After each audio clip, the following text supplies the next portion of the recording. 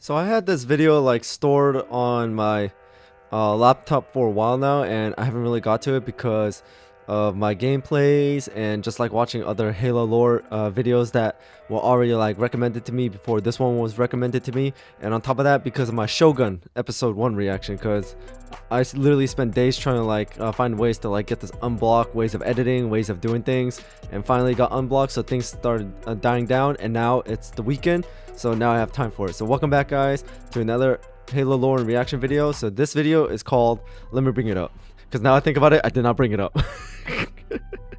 The Road to Halo, the History of War World Showcase. So this video was recommended to me by one of my subscribers and viewers. Let me bring up the name, because I swear to God, you got the one of the longest names I've seen on YouTube. Deathwolf and Loonie are kids Luna and Moon.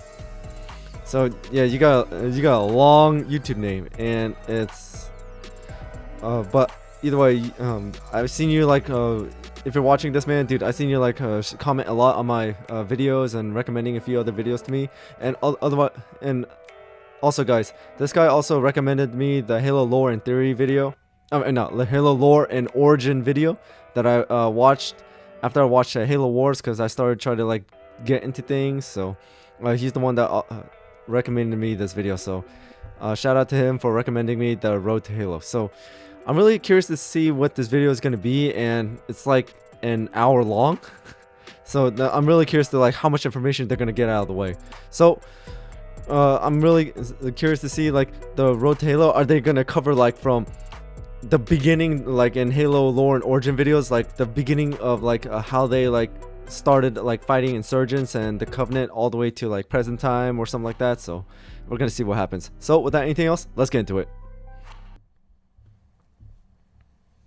Anger can revert to joy. Wrath can revert to delight. It's like a long transition too. But a nation destroyed cannot be restored to existence. Okay, nice quote. Oh, there's more. Nor the dead restored to life. Sun Tzu. The Art of War. Nice quote. 5th century BCE.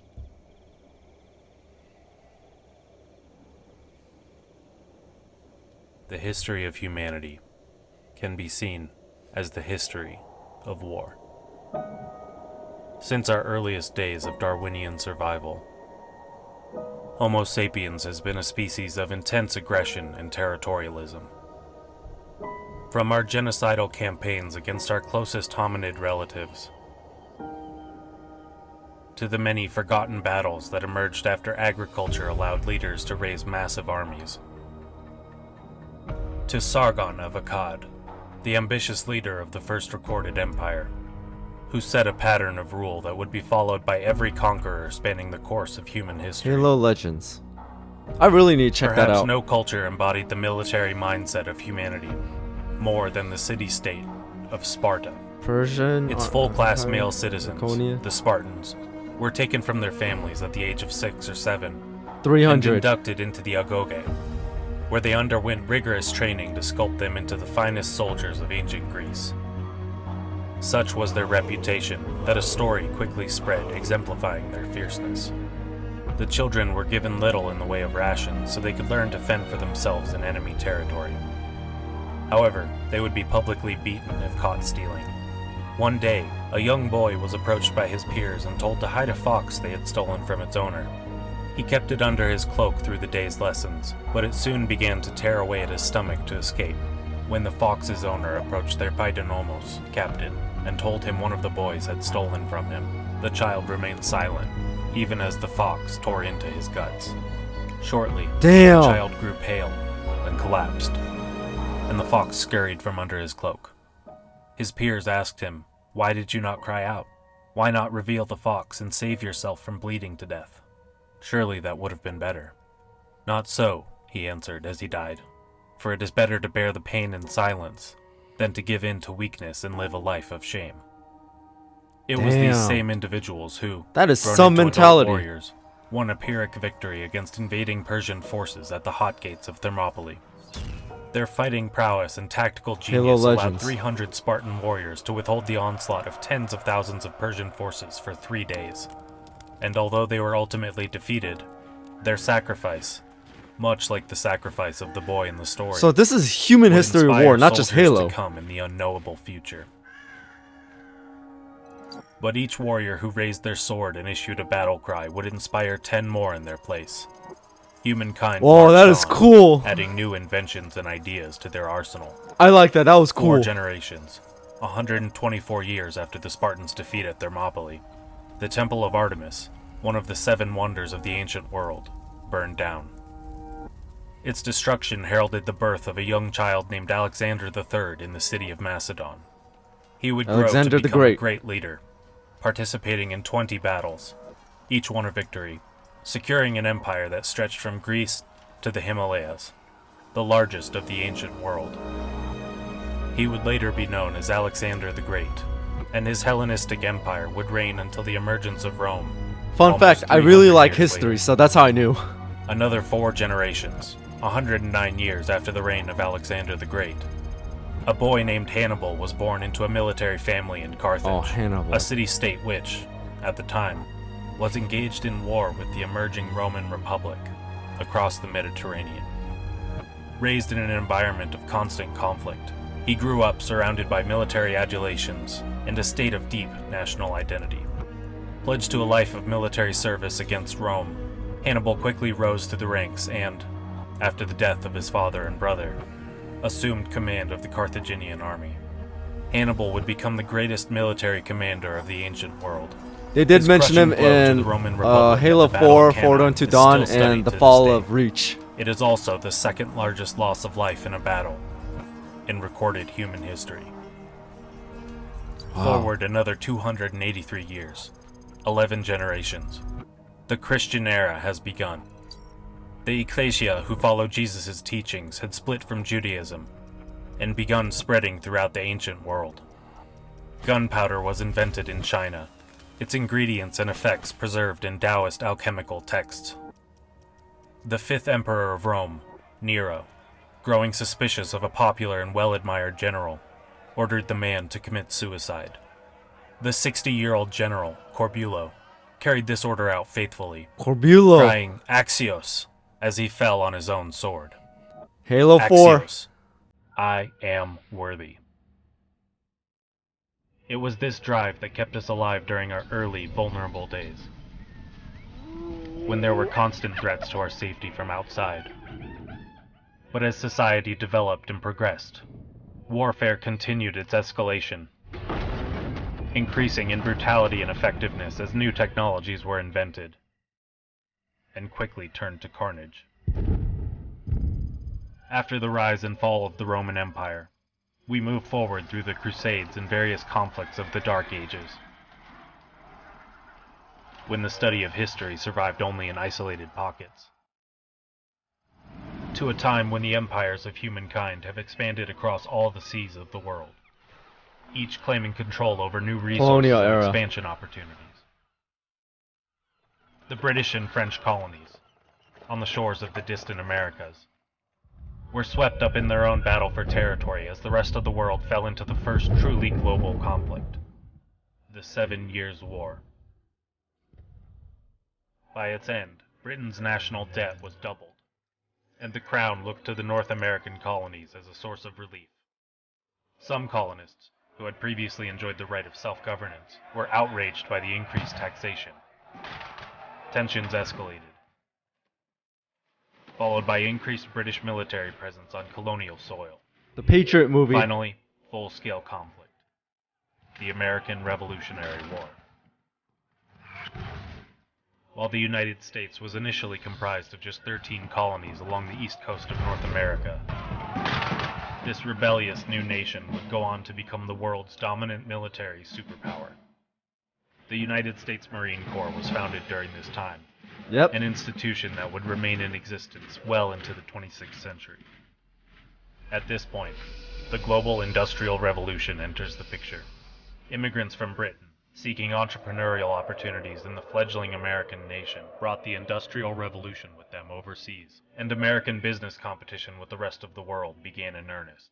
In this new nation, founded on a successful military revolt, the DuPont family established a monopoly on the manufacture of a prized resource, and became the largest supplier of gunpowder to the United States military until the late 20th century, because the young United States was not immune to further conflict. Indeed, a nation founded so heavily on militarism soon found itself engaged on many fronts. By 1861, tensions between the northern and southern states over the status of slavery erupted into the American Civil War. It would come to be regarded as the first large-scale conflict fed by the Industrial Revolution, as well as the first conflict to deploy rapid-fire Gatling guns. But mechanical warfare was only just beginning. American industry Civil War fueled the was invention very of war violent. technology that would later be turned. Well, every war is violent. An arms race began, each nation rushing to secure new inventions to bolster their military might. Over the next handful of decades, intense nationalism rose. Political tensions between various Great European wars. powers So the escalated World Wars. until it broke out into full-scale war. Germany was gaining the upper hand in conflicts, escalating its tactics so far as to attack civilian transports sending supplies to Britain from overseas. America entered the war, with President Woodrow Wilson vowing to wage a war to end all wars, to stop the spread of the Germans' military might. The first true machine guns, airplanes, and tanks were deployed in combat for the first time in history. After the conflict, Germany faced heavy sanctions for its role in the war, leading to a deep financial depression and political instability. This allowed a hugely influential and charismatic political figure to fan the flames of the struggling working class Hitler. and rise to power. A serviceman during World War I and a member of the short-lived German Workers' Party, founded after the war to combat the rise of communism, as well as economic competition from perceived foreign-owned businesses in Germany. Adolf gained a reputation for his impassioned speeches, drawing crowds of distressed workers. Quickly seizing power, Hitler transformed the German Workers' Party into the National Socialist German Workers' Party, and was appointed Chancellor of Germany in 1933. The Nazi Party, as it came to be known, would ally with the Kingdom of Italy and the Empire of Japan, themselves emerging from periods of intense political Mussolini. and military unrest, and form the Axis powers. And Emperor Their Tojo. aggressive expansion and the implementation of Nazi Germany's final solution of ethnic cleansing brought the world once again into war. World War II would become the deadliest conflict in human history to date, seeing the total mobilization of all involved countries' military, economic, and industrial might. It was the first war to see the deployment of paratrooper aerial drop troops, setting the model for conflicts hundreds of years in the That kind of future. reminds me of The like formation of the world's Band of first Brothers. Special Forces brigades, and the first deployment of long-range ballistic missiles.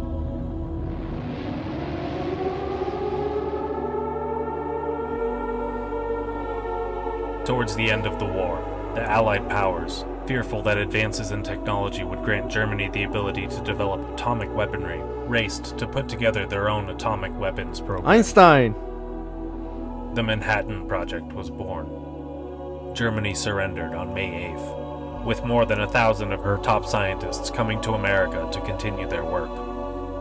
But the Empire of Japan continued its campaign. The first nuclear detonation occurred at 5:29 a.m. on June 16, 1945, at the White Sands Proving Ground in New Mexico. Eager to end what had already been a costly and deadly war, President Truman authorized the use of atomic bombs on the cities of Hiroshima and Nagasaki. While both cities had military manufacturing and shipping centers, the vast majority of casualties were civilians. So everything he's saying right now is The from bombings Halo of Legends. Hiroshima and Nagasaki effectively ended Well, I the mean war visually wise. and signaled the beginning of the atomic age. With the threat of such vast and total destruction, the nature of warfare was forever changed. By the time of war's end, 47 countries had signed the Declaration by United Nations an initiative that had been underway in one form or another since the First World War, aimed at ensuring protection and assistance for victims of armed conflict and preventing the abuses of aggressive regimes. The Geneva Conventions were ratified by the United Nations in 1949, establishing a code of conduct for acceptable actions undertaken during wartime. 196 countries signed the treaties, in attempts to prevent the outbreak of further atomic warfare, which many feared could lead to the outright destruction of human civilization. The world entered a period of relative post-war prosperity. We must learn to live in a world where we have the hydrogen bomb. Cold War. And the enemy of freedom has the hydrogen bomb. I don't know why, but looking at the word bomb shelter reminds me of Fallout 4. States.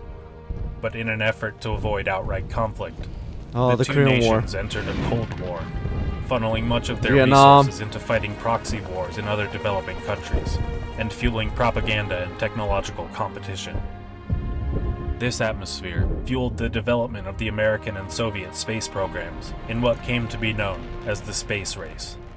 Sputnik orbited the Earth in 1957, the first man-made object launched beyond the boundaries of our mother planet. Yuri Gagarin was the first human in space in 1961, the same year that Eisenhower delivered his famous farewell address. We have been compelled to create a permanent armaments industry of vast proportions. We must not fail to comprehend its grave implications. The three crew of the Apollo 11 made the first moon landing in 1969.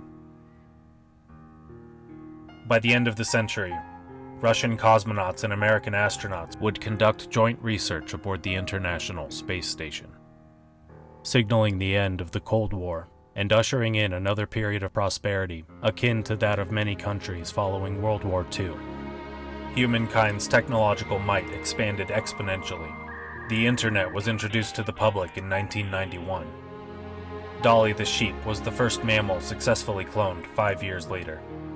The first replacement organ I didn't know was that. found in 1999. The following year, planetary confirmations for Epsilon Orani, a nearby sun-like star, occurred.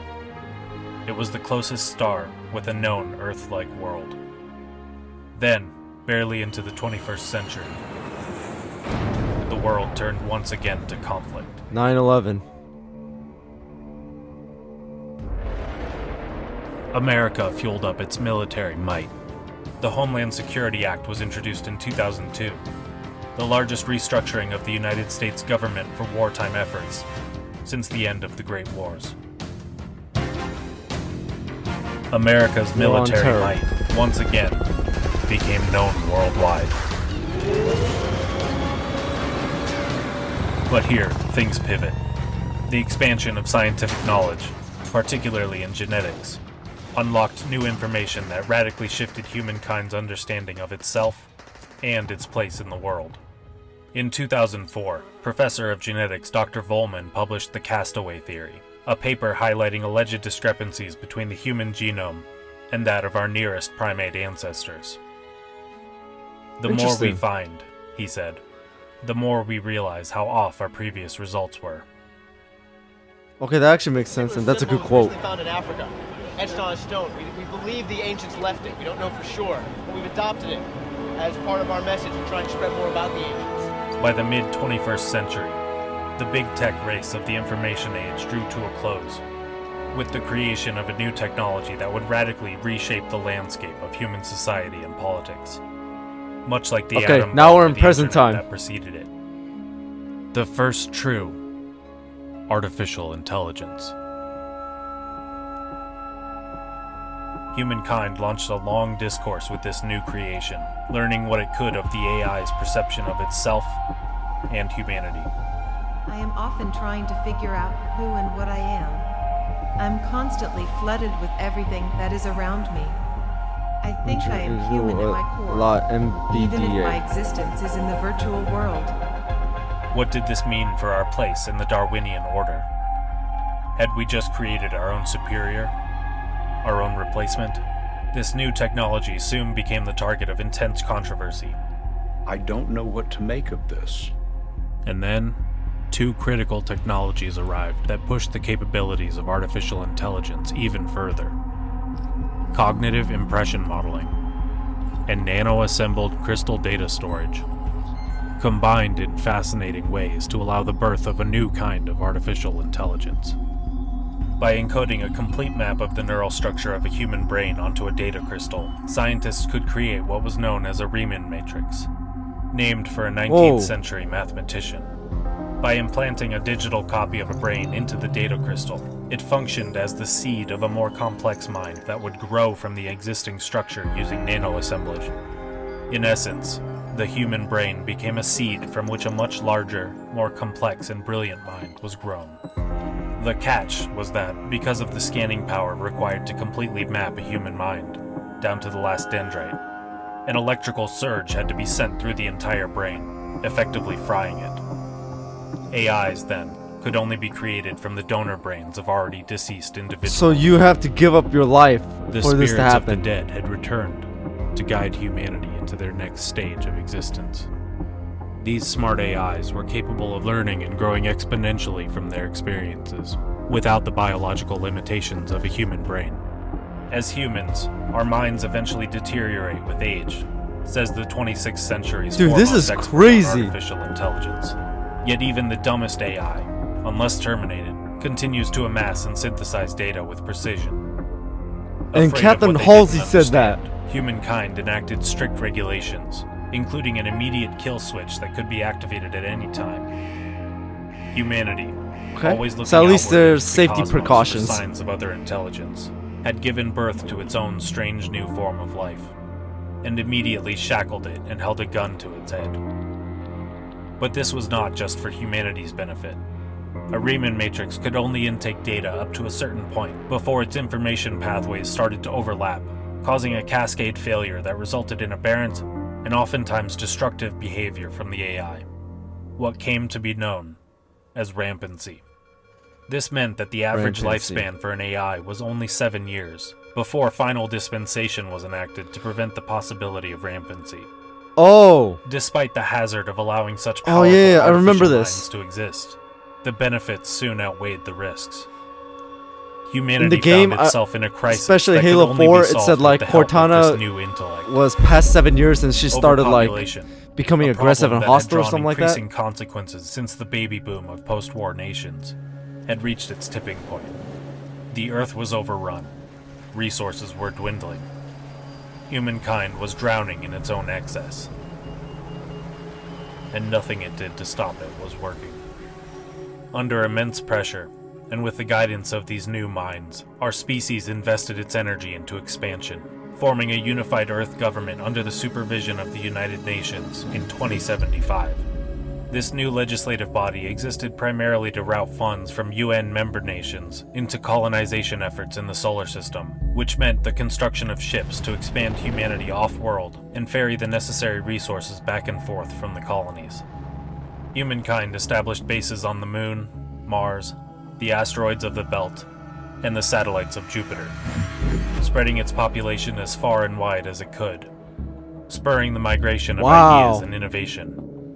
New businesses were formed in nanotechnology and biotechnology, seeking freedom from restrictive terrestrial laws. Without the ethical constraints of operating within Earth's jurisdiction, megacorporations became the new kings of the market, utilizing artificial intelligence and robotic labor on resource-rich worlds to spearhead a complete overhaul of industrial manufacturing. But humankind's problems on Earth had not been solved. Not by the invention of a wiser mind to guide it forward. Not by expansion to the nearest cosmic bodies available. And not by a new surge of innovation and scientific breakthroughs. If humankind was to be saved from itself, it would need to spread farther and wider still. A new space race began, to reach beyond the confines of our solar system. And yet, constrained by the vast distances of interstellar space, we gotta go further. we were trapped to the orbit of our sun. And humankind's pent-up energy soon turned inwards once again. The fox was still chewing at our innards. Like the boy The with end of the the 21st Spartan century boy and brought the new fox. kinds of warfare. on a scale humanity had never known. Our species entered the 22nd century in the middle of another world war. A This second time American fueled by Civil War. off-world industry. The Earth itself World became War a proxy III. for corporations bidding their power through enhanced weaponry and artificially intelligent warfare. Nations were shattered. By the year 2130, the paratrooper model had been updated and applied to space warfare, with the formation of the Drop Jet Platoon. Designed to deliver shock troops from orbit to the surface of a planet for immediate combat deployment. ODSTs?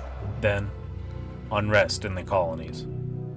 A man, living under the mega corporations that dominated the Martian mining city of Anitria, witnessed firsthand the conditions brought about by corporate exploitation. His ideas, Interplanetary wars. which echoed Marxist concepts of a communist utopia free from the corrupting effects of capitalism, gained a following. Over the years, Vladimir Kozlov and his followers turned increasingly to revolution. This culminated in 3 of the largest mining facilities on Mars being captured by self-proclaimed Kosloviks armed for rebellion. They claimed corporations on the colonies were financially exploitative and wished to return control of humanity's industry to a centralized government. The United Nations labeled them terrorists, sending colonial security as military police for corporate interests. Sympathy for the Koslovik cause led to widespread revolution on Earth, particularly in the unified German Republic, which headquartered a large number of the megacorporations present on the colonies. In 2158, on the European city of Thynia, a Koslovik embassy was leveled with military-grade explosives in what the UN deemed another act of colonial terrorism. They sent advisors to the nearby So I'm guessing these are the to insurgents. monitor the situation and direct policing efforts. The group known as the Friedens claimed responsibility, Friedens. announcing their resistance to the increased presence of neo-communist Kosloviks throughout the colonies, particularly the Jovian Moons, which were heavily sponsored by the unified German Republic. Much like the Nazi Party that emerged to combat the rise of Marxism in the 20th century, the Friedens also turned to fascist ideologies. Frieden, in German, means peace. Due to the immense cost of ferrying colonial security, the So I United guess they're Nations called like was unable to peacekeepers or adequately something? police this conflict. In rough In translation? 2160, the UN colonial advisors on Io Halo were attacked mythos. by Friedens, sparking 4 months of fighting that came to be known as the Jovian Moons Campaign. During this conflict, the United Nations called on all its member nations to send military aid, leading to another round of bolstered military might on Earth. When conflict came to a close, no one group could claim victory. All could claim losses. But the fighting did not end. 2 years later, a series of bombings in London and South America kicked off 19 months of the worst conflicts humanity had seen on terrestrial soil since the close of the 21st century. What came to be known as the Rainforest Wars. Much of the farmland of South America was devastated, leading to famine and economic collapse. The United Nations established the Homeland Security Act of 2162 at this time, to protect Earth from rebel activity. Conflicts erupted on the Moon, spurred by infighting amongst the Frieden Party. The next year, Koslovik forces once again seized facilities on Mars, this time the shipbuilding facilities of the Argyre Planitia, executing the leader of the Frieden forces. This prompted a retaliation the following month, when the Friedens assaulted the Kosloviks with every ounce of military might that they had at their disposal. The city was devastated, with fighting scattered throughout the ruined outskirts. Remnants this of both crazy. factions dug in tight and prepared for a long standoff. Except this time, the United Nations was ready. Having learned from their failures directing combined national forces during the Jovian Moons campaign, the UN had formed the United Nations Space Command, a The governing UNSC. body that would allow Earth to act as a single military entity in off-world engagements. In July of the following year, UNSC Marines and ODSTs were deployed to Mars for the first time in large contingents that would seek out and eliminate resistance, wiping out all remnants of Koslovik and Frieden forces within 2 years. Yet both survived in isolated pockets throughout the solar system, and the new UNSC launched a full-scale organized assault across humanity's colonies. In 2167, Vladimir Kozlov and his family were killed in a bombing at Lake Autolycus on Luna. This critically weakened Kozlovic's chain of command, and the UNSC was able to hunt down and eradicate all remaining pockets of resistance by 2169. In 2170, the interplanetary war drew to a close with the signing of the Callisto Treaty by all three parties. Callisto Treaty. This effectively gave the UNSC complete jurisdiction over all human colonies. The Unified Earth Government, formally called into being to funnel resources into colonization efforts, became the central governing body representing Earth and her colonies. To codify this new power, the Houses of Parliament, bombed during the Interplanetary War, were rebuilt into a new structure. So no more single nations, it's just one Earth.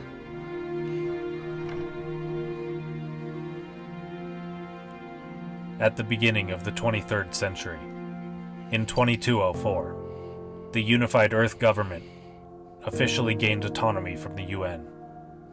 Over time, the United Nations dissolved as more and more of its functions were taken over by this monolithic organization. And then, the critical technological leap. So there's no more nations. Mankind achieved faster-than-light travel. In 2291, two inventors, 76-year-old Wallace Fujikawa and 71-year-old Tobias Shaw, successfully tested the first Shaw-Fujikawa Translight drive. The female pilot at the helm, like those great icons before her, became the first human to enter a new frontier. In this case, the otherworldly dimension, known as slipstream space. A quick physics overview. We live in the 4 dimensions of space-time, the first 3 being spatial dimensions, and the 4th being a temporal dimension, time, which we move through in one single direction and pace. What the Shaw-Fujikawa Translight engine did was use particle accelerators to generate micro-black holes to tear a hole from normal 4-dimensional space-time into an 11-dimensional space-time. In effect, another realm where the rules of physics are not as predictable as ours. Because of the high degree of chaos in this domain, normal matter is torn apart and must be shielded by a contained pocket of normal space using a quantum field. But the mathematics involved in predicting the effects of 11 dimensions on a field as large as a ship were beyond the limits of even the best human minds. Beyond the limits of even the best human computers. Yeah, this is gonna take some serious math. Instead, operation of this quantum field required the calculations of a smart AI. Time would often move chaotically in this domain, making accurate predictions of the length of slipspace jumps difficult. Distances of light years didn't matter so much as mapping an unknown realm filled with temporal eddies, wakes, and ripples. Something that never would have been possible before the creation of these minds. Following the successful testing of the Shaw-Fujikawa drive, the UEG began planning for massive colonization efforts. To assist the production of colony ships in orbit around Earth and the Moon, the first space tether site was chosen. Out of 6 proposed sites, in Mombasa, Eastern Africa, completing construction in the year 2302. The tether. Oh yeah, I saw them. Halo 4 forward unto dawn. Shaw and Fujikawa were both awarded the Nobel Peace Prize for their invention, and nearly 20 years after its creation, the first colony ships equipped with improved Shaw-Fujikawa Translight engines were sent to nearby worlds.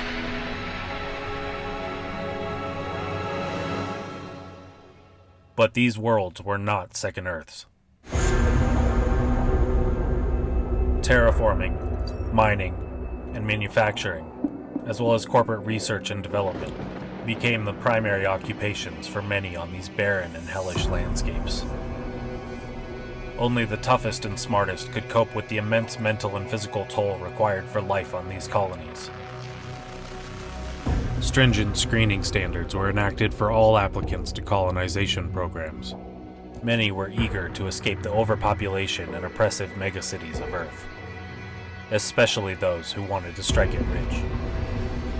To oversee this diaspora, the UEG created the Colonial Administration Authority and the Colonial Military Authority to protect against pirates, marauders, and insurgents outside the jurisdiction of Earth governments, and to police internal colonial disputes.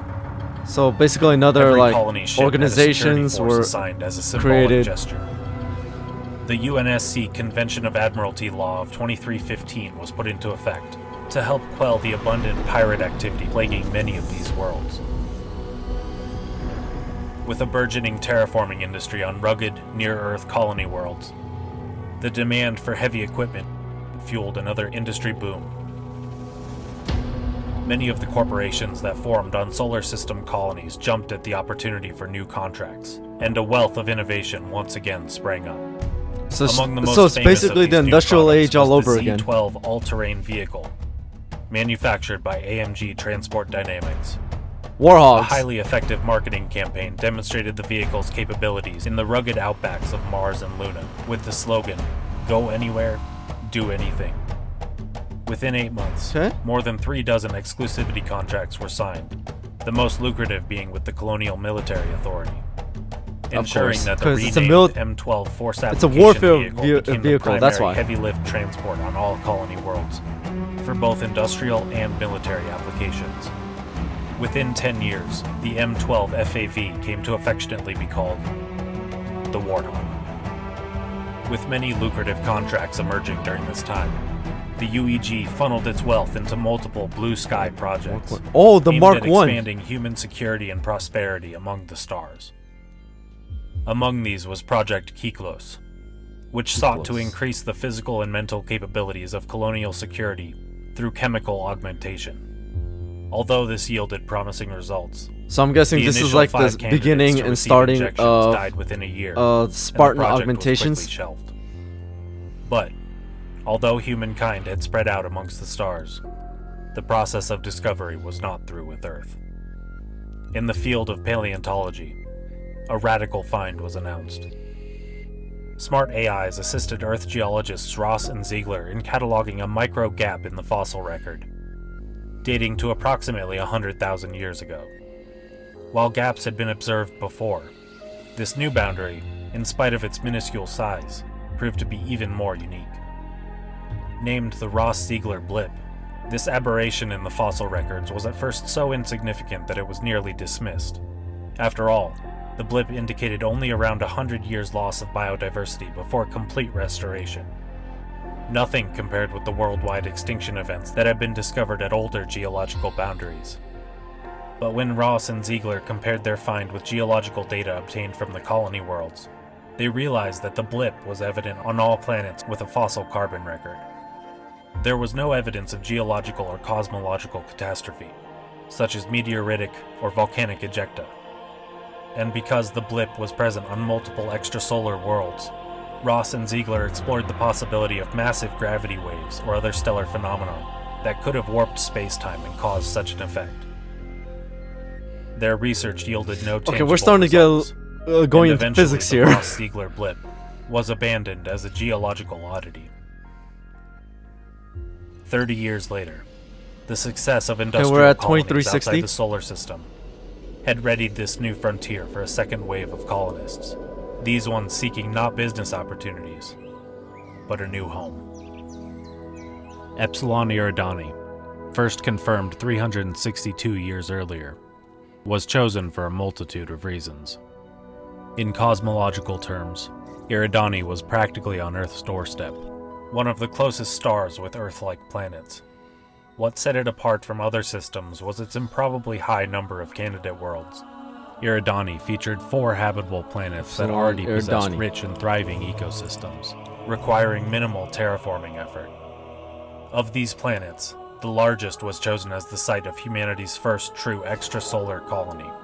Rich in titanium deposits, Epsilon this Orani so-called C. super-Earth would then be used as a hub for spaceship manufacturing, a launch point to the stars. The production of a new line of massive colony ships was begun in orbit around humanity's colonies in the solar system. These new Phoenix-class vessels were capable of carrying 11,000 colonists to new worlds, as well as prefabricated hardware for jump-starting colony development. The war To fleet. spearhead this new wave of colonization, a massive vessel was constructed that would lead this new fleet of Phoenix-class ships to their destination, leaving on the first day of the year 2362 Let's see, to colonize Odyssey. the Super-Earth. of the Orani system.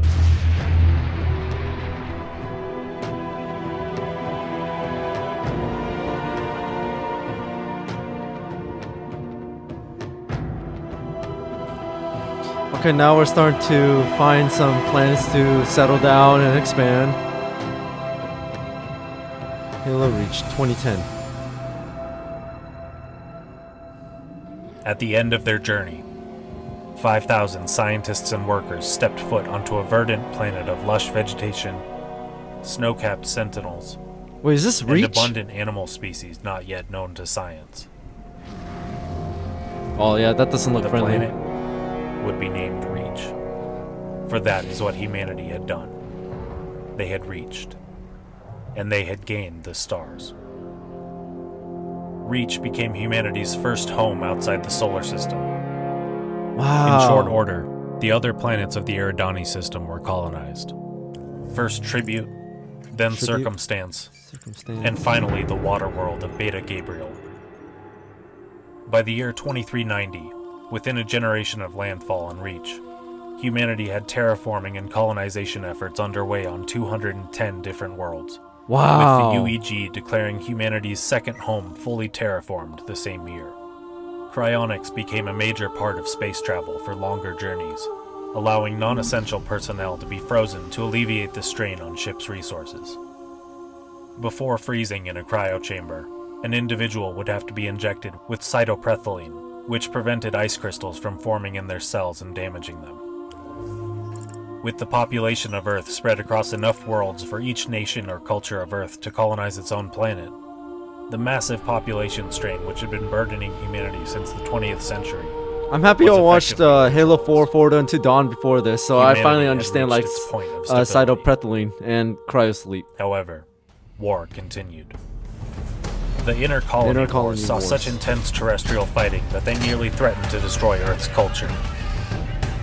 In 2392, the dropship 77 troop carrier entered service. Pelican. Like the Warthog before it, the D-77 will come to affectionately be known as the Pelican.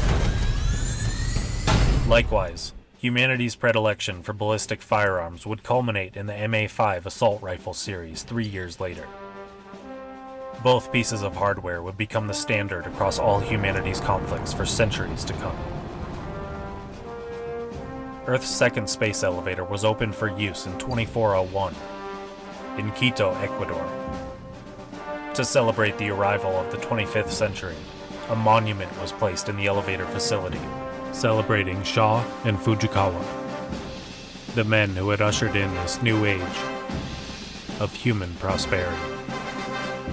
It was with the settling of Alluvion in 2412 that humankind had officially reached so far beyond the limits of Earth that its colonies had to be divided into two groups, inner colonies and outer colonies, with Alluvion coming to serve as a prominent way station between It the kind of two. reminds me of Star Wars, the inner rim, outer rim.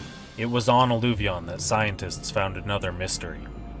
Two aquatic species documented on the planet Beta Gabriel, in the same system as Reach, were also discovered in near-identical form on Alluvion. It was impossible to explain their presence on worlds separated by hundreds Oh, of that light looks years, scary. unless they were evidence that previous visitors had transported them from world to world. It was yet another question with no answer. The more humanity explored, the more mysteries it found. The Hydra system massacres occurred in the fledgling outer colonies, when UNSC forces attempted multiple times to put down pirate activity. The M6 pistol entered service in 2414, becoming the standard sidearm in most human conflicts. Within the next 60 years, humanity would colonize more than 77 planets in the outer colonies, establishing the furthest away from Earth in the Epsilon Indi system in 2468. Personally, I don't like how The they UNSC split it up Skid because Buccaneer, if transporting there's colonists two from groups, the there's always American conflict. Of largely Scandinavian ancestry, had chosen the fourth planet orbiting Epsilon Indi as the site of their colony, the only suitable candidate. When they arrived Epsilon Indy groundside, 4. conditions were more favorable than anticipated. The planet was only 1/3 the size of Earth, but it was already so idyllic it required no terraforming, and the soil was more fertile than any world. Oh, including Earth. wow. With farming efforts underway almost immediately, it was not hard to choose a name for this new world. Harvest. Harvest, yeah.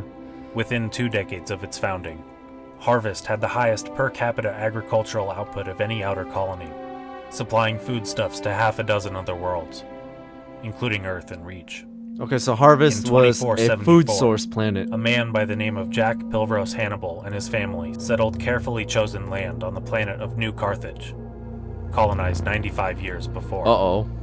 They had chosen this land because the prospecting claim indicated a 4-story meteor shard of exotic material embedded in the ground. One day, while exploring the meteor, Jack stumbled into a subterranean chamber of clearly artificial construction. Rather than share this discovery, he kept it for himself. Soon, Hannibal Weapons Systems was formed, filing multiple patents and growing exponentially, constructing a building on the site within 30 years, and establishing a swift partnership with the UNSC through their secretive Office of Naval Intelligence. Oni. Word never got public of what they had found beneath the meteor. But in the next 4 decades, Hannibal Weapons Systems had achieved major breakthroughs in photonic amplification on communication satellites. Like Hannibal and Carthage in the Roman history, I thought he was gonna attack. My bad, It was guys. around this time that the United States of America ceased to be. In the 25th century, such old notions of national identity no longer had any bearing on the reality of human society across more than 800 worlds. Instead, residents of the now defunct United States could claim citizenship to the United Republic of North America. In the 2480s, a new reality for humankind finally dawned. While colonies seeded directly from Earth remain very Earth-like in social, economic, and political values, they change with each successive generation as they adapt to local environmental pressures, and in turn send out new colonies farther in physical distance and values from the original parent. Such Oh, it's the TV diversification show. in biological systems is a normal evolutionary process, but it produces offspring that are increasingly alien in nature to the parent. How long can Earth and its colonies extend without producing offspring that differ sufficiently to want to break away from the parent? Preston J. Cole. A The differences 14-year-old. between outer colony worlds and Earth-proximate inner colonies had caused an increase in tension that was evident across human space. Protests erupted. Political discourse increasingly turned to the possibility of secession. Small-scale civilian uprisings began to occur against UEG embassies on multiple outer colonies, resisting heavy taxation, levies, and trade restrictions. In 2487, the Secessionist Union formally submitted requests on behalf of at least a dozen outer colony worlds to secede from the unified Earth government. This submission was seconded by the People's Occupation of Reach, now the de facto home of the United Nations Space Command and center of all starship manufacturing. Even amongst the core worlds, there were those who sympathized with the plight of the outer colonies. In 2491, a doctorate in political science and sociology named Elias Carver applied mathematics to the problem of humanity's interstellar politics. By using the matrix mechanics of the vectors of human expansion and forecasting them into the future, Carver came to a startling conclusion. Human space had become so large that the limited governments maintaining it would be unable to prevent the complete breakdown of social order within 20 years. Anarchy across the stars. In his paper, which came to be known as the Carver Findings, Dr. Carver proposed that the outer colonies be subjected to strict governmental control and reinforced by an immediate and permanent military presence. Oh, they're Otherwise, not his gonna like that. predictions would come to pass. While many within the academic community dismissed his findings as alarmist, there were those in the UNSC and CMA leadership who took them quite seriously. Not long after the publication of the Carver Findings, the Colonial Military Authority, looking for a solution to growing dissidents that would not require more open warfare, secretly relaunched their investigation into the potential use of augmented forces to quell insurgent activity with precision strikes. Picking up where Project Kyklos left off 166 years earlier, the CMA, in partnership with the UNSC's Office of Naval Intelligence, began Project Orion. There were 65 initial The subjects, Spartans? all volunteers from UNSC Special Forces. Although the augmentations were effective for most candidates, they were not without casualties. Some experienced degenerative conditions as a result of genetic fragmentation from immunosuppressants. Others made it through the program, but suffered from extreme PTSD, a few even coming to sympathize with the outer colonies after their treatment at the hands of the CMA and UNSC, refusing to participate post-augmentation. These individuals were incarcerated indefinitely. Nevertheless, the program was considered a success, and another batch of 100 Orion soldiers was approved. As soon as their training was completed, the CMA would have its special forces, ready to put down any rebellion that might spring up. Or so they thought. Before the first batch of Orion soldiers could complete training, an uprising occurred on the colony world of Far Isle. In 2492, the entire planet took up arms. The first world to collectively rebel against the UEG and declare open war. The UNSC was quickly mobilized, but could do little to quell the fighting. Afraid that Carver's predictions would come to pass if the influence of Far Isle were allowed to spread, the UNSC decided to take drastic action. Are they gonna nuke them? The entire colony of Far Isle was raised with nuclear weaponry. There were no survivors. Although this action was taken in order to staunch the spread of rebel ideology, it instead became a rallying cry that allowed anti-UNSC and anti-UEG movements to burn through human space like wildfire.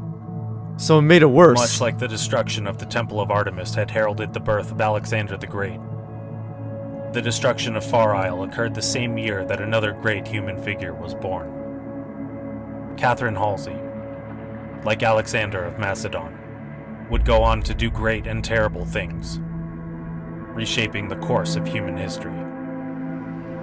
The fact that she grew up during a period of intense civil war no doubt had some role to play in determining the outcome of her life, much as it had for Alexander. But we'll return to her in a moment. In 2494, the Catherine UNSC Halsey got was word of born refined during a materials war. essential for the creation of slipspace drives being diverted to the black market from the outer colony world of Lavosia. While this would have once indicated sales to pirate and marauder factions, after the destruction of Far Isle, the UNSC could not afford the possibility that the outer colonies were building their own fleet. Naval engagements were still largely theoretical at this point in time, when ships were used primarily to transport troops and materials. A naval blockade was established in Lavosia's star system of 26 Draconi, and all ships entering or leaving were searched. The UNSC Callisto, performing a routine inspection of a trading vessel, boarded the ship and searched its cargo. The outer colonists were frightened, having seen how the UNSC dealt with dissidents. In the course of the inspection, a weapon was drawn. Shots were exchanged. 3 UNSC officers were killed, along with 27 merchant crewmen. No contraband was found. Word of this incident spread throughout the 26 Draconi system, and soon the rest of the region. When the Callisto found itself inspecting a similar vessel a little more than a month later, the outer colonists were ready. In the middle of their inspection, the naval officers were ejected directly from the cargo bay into space. Oh my! With the Callisto cleared of leadership, it was easy for the rebels to board the ship and murder the remainder of its crew. Now in control of a UNSC warship, the rebels began utilizing hit-and-run tactics against UEG forces in the system. Space warfare was no longer theoretical. The UNSC responded aggressively. 3 destroyers engaged the Callisto on March 2nd, 2494. Callisto responded by detonating a nearby asteroid with a nuclear weapon, turning it into a barrage of molten rock that destroyed one of the UNSC ships and crippled the other 2. Aboard the UNSC Las Vegas, a 23-year-old second lieutenant by the name of Preston Cole awoke to find himself the sole survivor on the bridge. He assumed command and ordered all surviving crew to the command deck. The Callisto exchanged fire with the last remaining destroyer, successfully disabling it before turning its attention to the Las Vegas. Thinking on his feet, Lieutenant Cole signaled their unconditional surrender. Knowing the rebels would be tempted by the possibility of adding a captured UNSC destroyer to their forces, Cole agreed to offer no resistance in exchange for aid. But when the doors opened, Cole fired a missile directly from the cargo bay into the Callisto, violating common space law regarding aid to vessels in distress, but ending the conflict with a decisive victory for the UNSC. Word of the Callisto incident soon reached the rest of the outer colonies. Realizing that Far Isle was just the beginning, various rebel factions took up arms en masse across the outer colonies. Yeah, they spread all over. The golden age of colonization had drawn to a close. Now it's just the war had begun.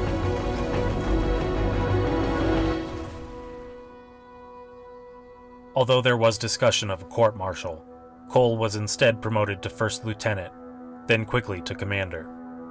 He would receive his captaincy within 5 years, going on to conduct major naval engagements. Captain's lower than commander, ships. Or if we're talking about Cole naval was ranks. quickly hailed in Navy propaganda as one of Earth's greatest heroes. By June, the Secessionist Union reappeared, now under the leadership of an ex-UNSC colonel by the name of Robert Watts, who, like many others, had grown increasingly dissatisfied with the UNSC's treatment of the outer colonies. Oh yeah, He began he was in spearheading an uprising Halo: within The Fall Aridnus of Reach. system, orchestrating terrorist bombings, political assassinations, and Speak of the devil, kidnappings. we're showing the video, In I mean December, movie right now. The government of Aridnus II officially requested aid from the UEG. By the next month, their planet would be under the complete control of the Secessionist Union. Although it would take a full year to muster a response, by January of 2496, the UNSC was ready to deploy their elite Orion operatives, now equipped with advanced exoframe load carriers developed specifically for their use. An entire battle group was sent to engage insurrectionist forces above Aridnus II. However, this was a feint to allow a full unit of Orion soldiers to deploy covertly and destroy a key military base on the surface. They executed their task and extracted without ever being seen, suffering only one casualty during the engagement. It was because of this operation that rumors of UNSC super soldiers began to spread amongst the outer colonies. Although the UNSC was successful at Aridnus II, Watts and many key elements of the Aridnus uprising managed to escape into a nearby asteroid belt, where they evaded capture. Despite declaring the operation a success, the UNSC found that every victory against insurrectionist forces spurred more colonists to rebel. The Carver findings were coming true. However, the success of the Orion operatives led to further deployments. During one, Like data I was said, uncovered two which groups will lead to incriminated undercover conflict. agents of the Secessionist Union working within the CMA. As a result, the CMA had actually been responsible for arming the rebels of the Aridnus uprising. Ironic. The UNSC made this news public in 2497 and worked to dissolve the CMA and absorb its functions. The Orion project was moved to UNSC control under its Office of Naval Intelligence, and the number of Orion operatives reached its maximum of 300 individuals as ONI began recruitment drives to combat the rising insurrection. However, because of the redistribution of funds from the slowly dissolving CMA, the Orion project was drained of resources.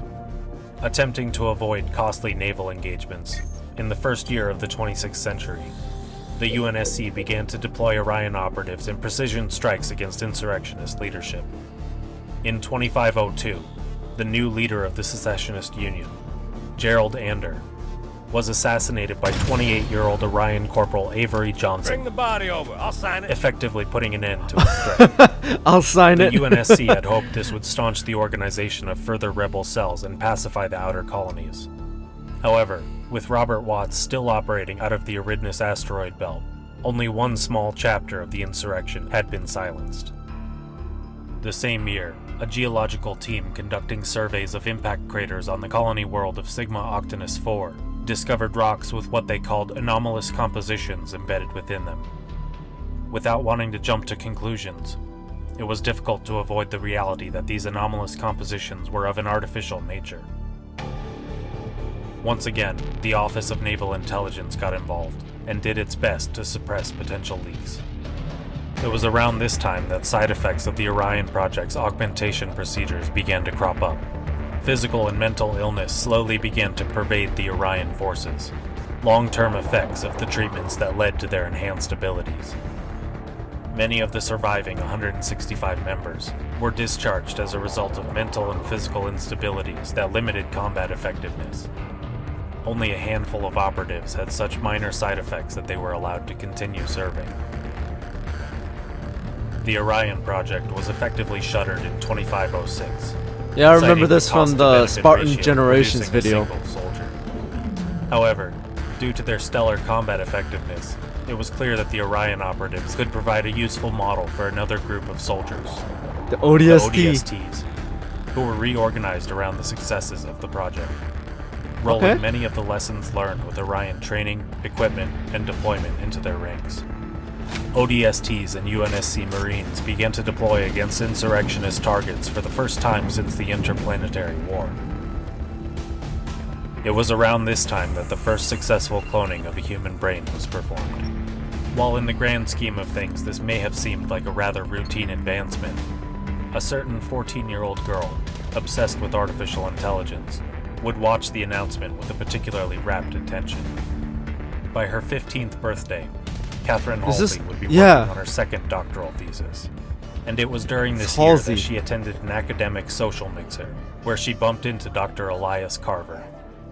Although still considered a young upstart, Halsey didn't hesitate to criticize the implementation of his mathematics in the Carver findings, declaring to everyone present that his dimensional parameters should have accounted for 16 dimensions, rather than the mere 7 he used in his calculations. Although Carver was snubbed, Halsey had unknowingly captured the attention of a representative of the Office of Naval Intelligence. The UNSC had its eye on the young Catherine Halsey. 3 weeks later, she submitted a grant which proposed using artificial intelligences to control n-dimensional matrices. The proposal was greenlit by the UNSC, on one condition. The proposal had to first be tested on a model of its choosing. The model, of course, was Dr. Carver's. Updating the dimensional parameters from 7 to 16 and running more than 1,400 simulations with different variations to the model, Halsey was horrified by the results. The minimum outcome was 30 years of war and an estimated 5 billion deaths. The maximum outcome was a spiraling conflict with no end, leading to the complete breakdown of interstellar society. A new dark age, with pockets of humanity surviving on isolated worlds without the support of trade and communication. A complete reset for the human species. By the following year, Halsey would reluctantly agree to work for the UNSC as a civilian consultant, with the singular goal of putting an end to the insurrection and the threat it posed to humanity. The then Dr. Catherine Halsey was only 16 years old. Wow. By 2509, Robert Watts emerged from hiding and announced the reorganization of the disparate rebel factions into a united rebel front. Dr. Elias Carver committed suicide shortly thereafter. Damn. In his suicide note, he detailed his fears that the insurrection, rather than being a prediction of his models, was in fact instigated by his paper. But the UNSC was not deterred. Halsey was moved to a research facility on Reach, with the UNSC vowing to provide whatever she'd need to put an end to the insurrection, by any means necessary. So she was brilliant and smart, but she was ruthless. The road to Halo begins, with the creation of the Spartan program. Next, Spartan 2. Okay, so we got like 3 minutes left.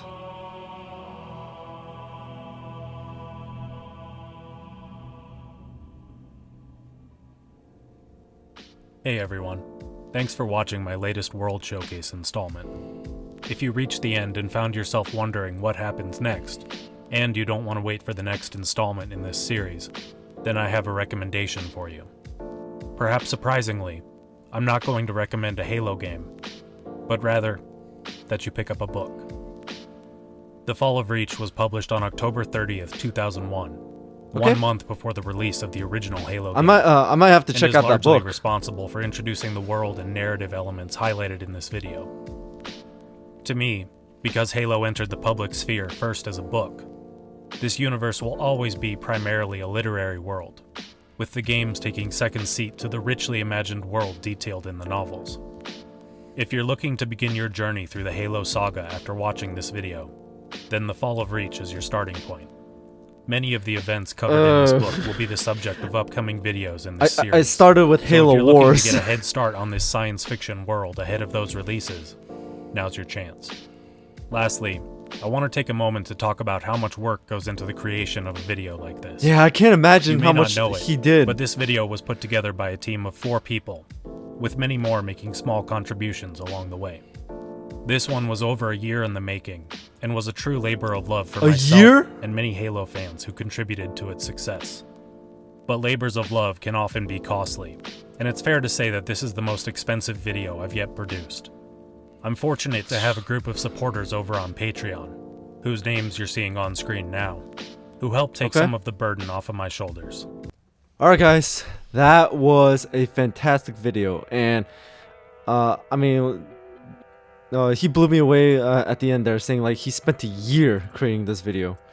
But now this is going to be my review of this video, so if you guys don't want to stick around, I understand. I'm not going to force you to. So if you guys are going to leave, I just want to let you guys know I thank you for watching my reaction to this video. I hope you enjoyed this video as well, and I hope you guys are having an amazing day or night wherever you guys are, and I'll see you guys next time.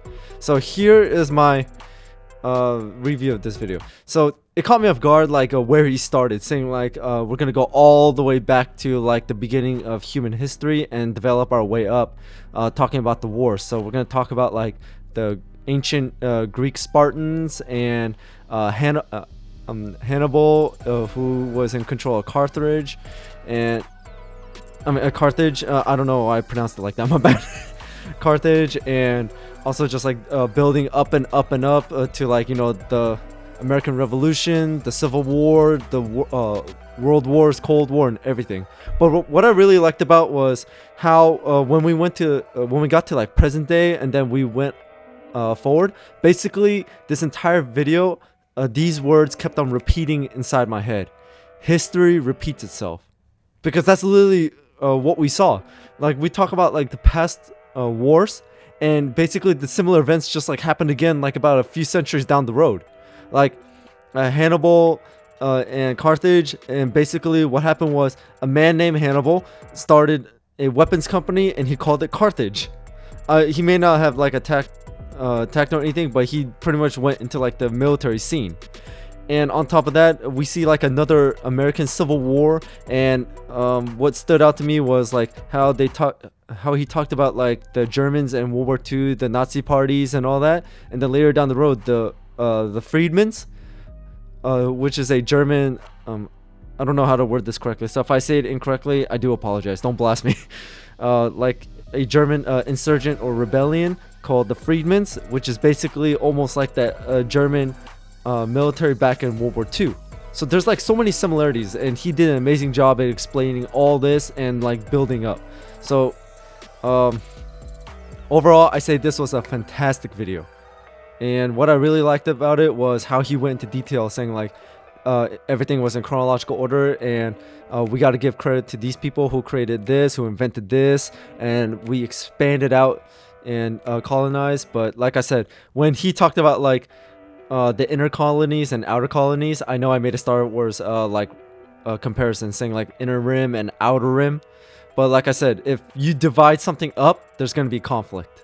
And what do you know, just like in Star Wars, because in Star Wars the outer rim was kind of like the outlaw section of the Star Wars galaxy, and the inner rim was pretty much like how there's like rich people and like the wealthy and the most stable like I don't want to say civilizations, like stable settlements, I guess you could say.